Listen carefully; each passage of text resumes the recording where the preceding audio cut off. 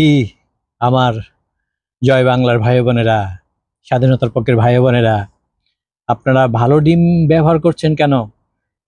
ভালো ডিম ব্যবহার করে আমাদের অর্থনৈতিক ক্ষতি করছেন কেন? এরা কি ভালো ডিম পাওয়ার যোগ্য? এরা পাওয়ার যোগ্য হলো পচা ডিম। এরপর যদি কাউকে ডিম নিক্ষেপ করতে হয়, অবশ্যই বেছে বেছে পচা ডিম নিক্ষেপ করবেন।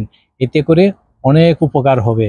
প্রথমত বেশি উপকৃত হবেন ওইসব ব্যক্তি যারা ডিম থেরাপি পাবেন, কারণ ওই যে পচা ডিমের দুর্গন্ধ, এটাকে তারা পারফিউম হিসেবে অনেক দিন চালিয়ে নিতে পারবেন।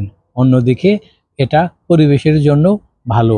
পচা ডিম আমরা পচা ব্যক্তিকে নিক্ষেপ করলাম, এটা কি পরিবেশের জন্য ভালো না? যেমন আমরা ডাস্টবিনে, আমরা কানাডায় বলি গার্বেজে কি রাখি, পচা জিনিসপত্র যেগুলো ফেলে দেওয়ার গন্ধ উঠবে সেগুলি তো রাখি। সুতরাং তাদেরকে পচা ডিম নিক্ষেপ করবেন।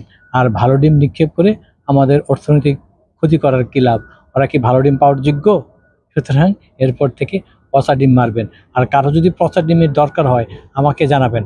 আমি কানাডা থেকে অস্ট্রেলিয়া, জাপান, যুক্তরাজ্য, যুক্তরাষ্ট্র ডিম সরবরাহ করব।